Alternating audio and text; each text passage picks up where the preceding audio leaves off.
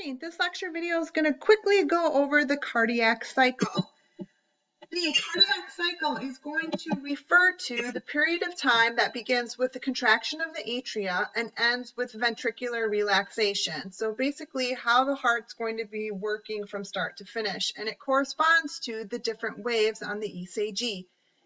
There are two parts, systole, which refers to contraction or the pumping of blood, and diastole, which refers to the relaxation or the times when the chambers are filling up with blood. So I always think of contraction and pumping as a stressful thing. Stress starts with S, like systole.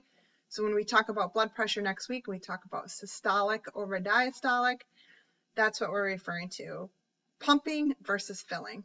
Both atria and ventricles are going to go through systole and diastole, and they're going to do so in a very coordinated way to ensure that blood is flowing properly throughout the heart. Before we get to the different stages, we need to just kind of quickly review the role of pressure, how pressure is going to affect flow. Gases and liquids are always going to flow from an area of high concentration or high pressure to low concentration or low pressure. So as contractions increase, when a muscle contracts, right, it squeezes, it's going to increase the pressure in that particular area. And when a muscle relaxes, then the pressure is going to end up decreasing. So we're going to get alternate periods of times when atriums are contracting and the pressure is higher, and it's relaxing and the pressure is lower, and same for the ventricles. So as the atria fill up with blood, right, the pressure is going to increase because there's more substances pushing on the walls of the atrium, and that's going to cause blood to flow to the ventricles where the pressure is temporarily lower. And that's how this process is going to work throughout. So let's start at the very beginning of the cardiac cycle. At this point in time, both the atria and the ventricles are relaxed. There's this period of time where the heart is in a total state of relaxation or diastole. Blood is going to be flowing into the low pressure atrium from higher pressured vessels, so either the vena cavas or the pulmonary vein. The AV valves, the atrioventricular valves, the tricuspid bicuspid valves, are going to be open at this point. So we have like an open pathway of blood from the atriums to the ventricles.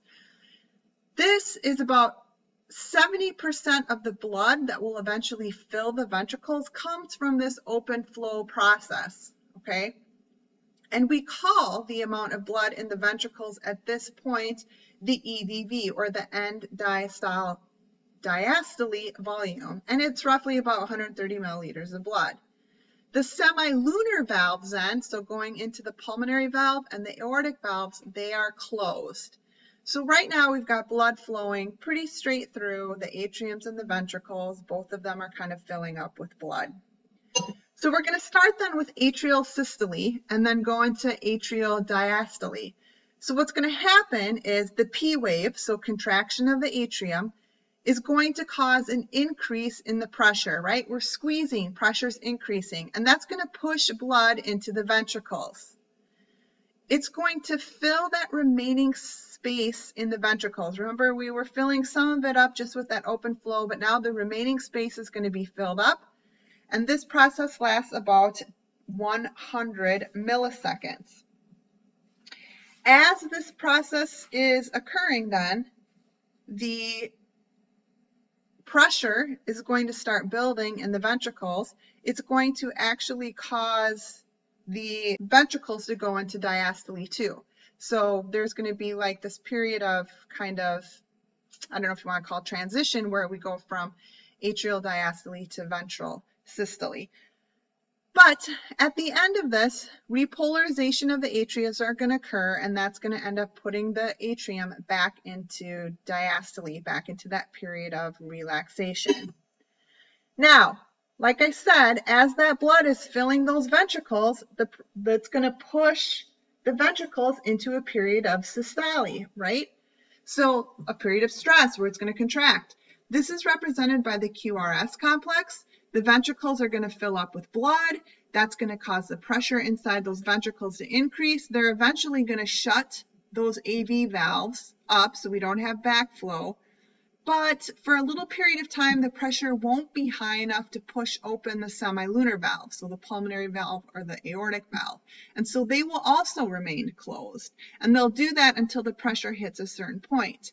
So there's this moment where all the valves are closed and we have all this blood sitting in the ventricles. And this is called the isovolumic contraction. So this is when all the blood is kind of trapped with all the valves closed. As that pressure rises then, what's going to happen is that it's going to get to a point where the semilunar valves open and the blood's going to go from the ventricles into the valves, either the pulmonary trunk or the aorta.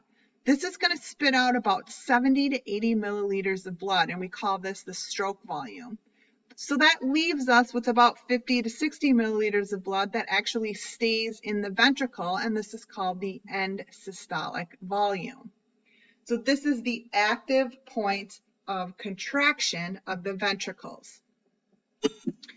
Now, the ventricles are eventually going to be emptied, right? So this is going to be the point on an ECG that is the T wave, and it follows repolarization of the ventricles.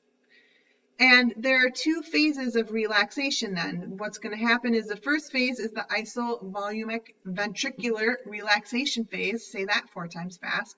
The ventricles are going to relax, the pressure is going to start to fall, the semilunar valves will close, and the AV valves were already closed. So again, we have this time where blood is kind of stuck in the ventricles. Then we have the late ventricular diastole phase. That is going to be when the ventricles continue to relax, the pressure continues to drop. Eventually, it becomes lower than the atrium, which is then going to cause the AV valves to open and the blood again to have this open flow from atria to ventricles. Basically, we're going to get to a point where we started originally, where we have blood flowing into the atrium and flowing freely from atria to ventricles. This is the cardiac cycle. We can kind of get an idea about how the blood is flowing through the heart by listening to heart sounds called auscultation. We listen to the heartbeat and we kind of divide it into 2 sounds, lub-dub, lub-dub, lub-dub. We call these the S1 and the S2 sound. So the lub is the S1 sound. This refers to the closing of the AV valves during ventricular contraction or systole. And then the dub is the S2 sound, which refers to the closing of the semilunar valves during ventricular diastole or relaxation. There's a possible third sound that can be heard typically in pregnant women, kids, and athletes, but is not usually heard in healthy individuals. This sound might represent the sound of blood flowing in the atria, or maybe blood sloshing back and forth in the ventricles, or even some tensing of the chordae tendineae, but it, again, isn't going to be heard in a healthy adult. If it is heard, it can indicate some congestive heart failure, and that would result in some more testing that would need to be done. The term heart murmur is used to describe an unusual sound coming from the heart that can be heard that indicates that the flow of blood is being disrupted in some way. So murmurs are graded on a scale of 1 to 6, 1 being the most common, the most difficult sound to detect, and the least serious, and the most severe is a 6, meaning that it's going to be less common and very, very audible, easy to detect. During auscultation, it's common practice for the medical provider to ask the patient to breathe very deeply, and the reason for this is that it can amplify the possibility of hearing a heart murmur, but it also allows us to get a general idea of where a problem might be in terms of left side of the body, right side of the body. So inhalation, when you take a deep breath in, it increases the blood flow into the right side of the heart. So it may increase the amplitude of a right side heart murmur. And expiration, when you breathe out, actually partially restricts the blood flow into the left side of the heart, so it might amplify left side heart murmurs. So by kind of listening to where that murmur occurs when you deep breath in or deep breath out might be an indication of where there's a problem within the heart.